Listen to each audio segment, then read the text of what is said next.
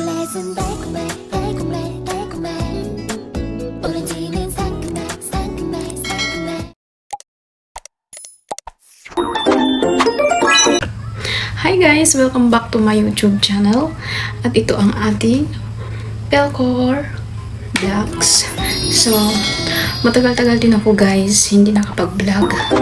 Dahil, alam nyo na guys, as a mom, sobrang hirap din. So, at ngayon, syempre kailangan na nating mag-vlog kasi nagagalit na si Whitey.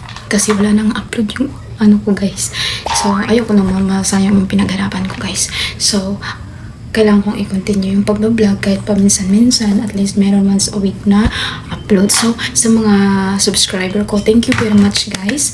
Sa mga nag-subscribe, sa mga hindi pa nag-subscribe, please guys, subscribe nyo ako. Tulungan nyo ako sa nitong aking mga review. Cheers. Suluhin mo yan, sabihin nila. Suluhin nyo yan. So, ito guys, ay based lang din sa aking experience. Ang ating i-review ngayon, itong Power Green Diary Plus. So, ito yun guys. So, tinake ko siya guys in 2 months.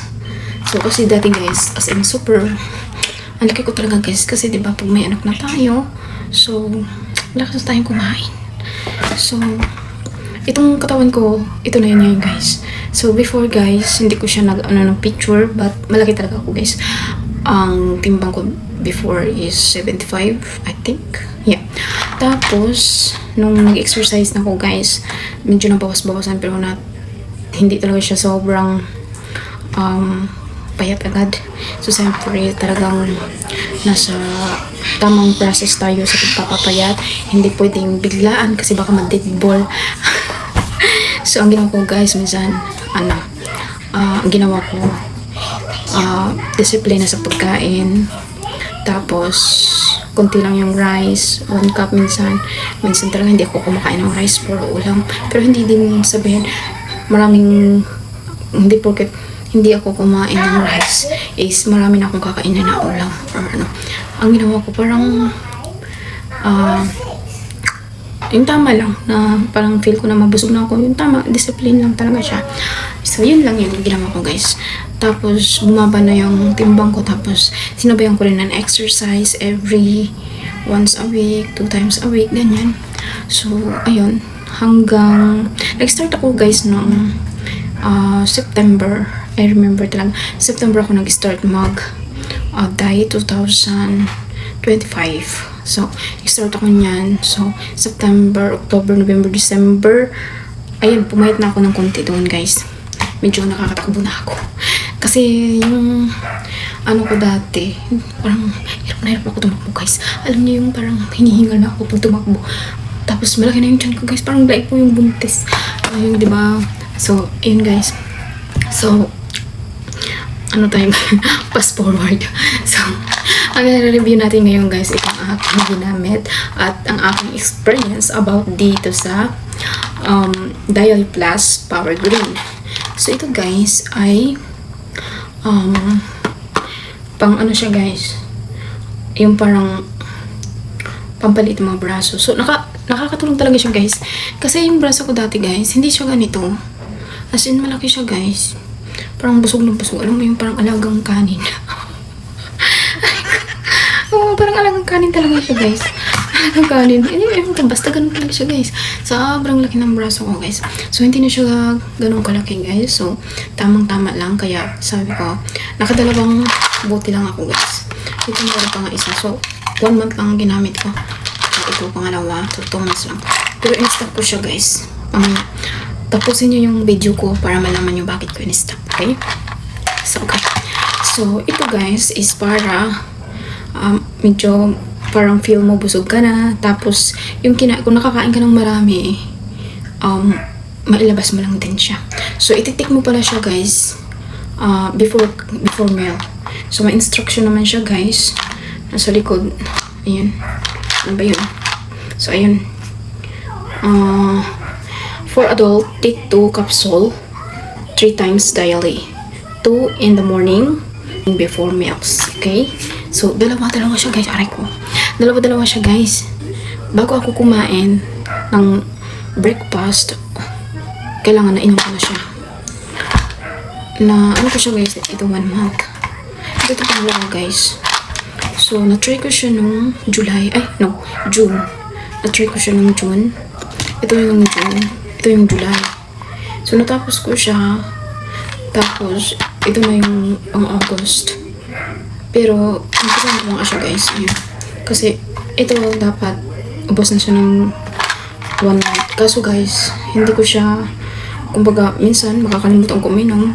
So, sa isang araw, minsan makainom lang ako ng 3 piraso. Hindi siya 2 piraso. Kasi, parang naano ko guys, yung feel ko kasi, yung bisa akin lang ha, feel ko kasi parang parang nahihilo ko.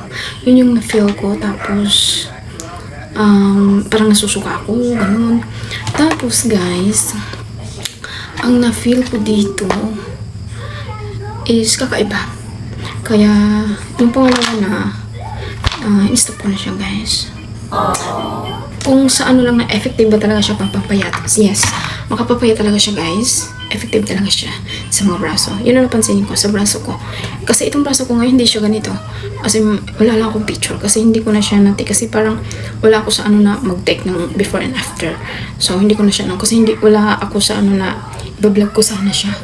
So ngayon kasi naisipan ko kasi inano na ako ni YT na na kailangan kong mag-upload ng video. So ito ginawan ko na lang. So ayun guys, wala na tayong ikot-ikot pa ng istorya. So bakit ko nga siya ba hininto? So ito yung inaabangan nyo, diba? Sabihin, bakit mo hininto? Maganda naman pala, effective naman pala, pampapayat, blah blah blah. So yeah, maganda siya kasi dito rin guys, malaki din yung chin ko. Ay, chin, ano ba tawag dito? Basta dito guys, malaki din yung dito ko kasi tabang ako, diba? Eh ngayon, umano na siya. So, matatanggal yung mga anuhan mo dyan. Gusto mo. So, gusto mo, ito mo to. Pero, kailangan ready ka rin. Ready ka rin. Sa ano niya. Oh, wait. So, ayun, pero, ano ba na, sorry guys, naputol ba yun dyan. So, pero guys, sa 2 months na yun, sobrang, natuwa naman ako dahil nabawasan yung taba ko guys. Dito medyo lumiit na, so, ako na bahala. Mag-exercise na lang ako, mag-control na lang ako ng pagkain ko. Ang hindi ko lang nagustuhan dito guys, alam niyo kung bakit? Nagkaroon ako ng tigyawat na sobra-sobra. Hindi ko lang siya natikan ng picture. Pero, itong face ko ngayon, after ko nito, after ko nyan, at pangalawa ko to, dun ko na naisip na ayaw ko na. Bakit? Kapag nag-take ka nito guys, kailangan handa ka na magkaroon ng pimples. Kasi yun yung magiging ano niya, parang side effect. Ganun siguro. Kapag nilaklak mo silang nilaklak, yung parang ginawa mo siyang para pumayat ka. So, dapat ready ka rin sa mga breakouts. Yun ang nangyayari sa mukha ko nun.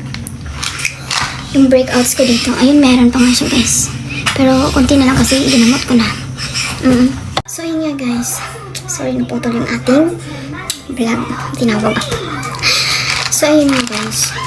Dapat ready ka sa breakouts.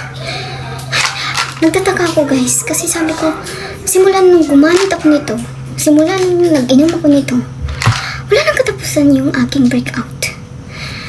Dito, may ano lang yan siya guys, kaya hindi nyo makita yung mga, yan siya guys, oh. Ayan, medyo kumalma na.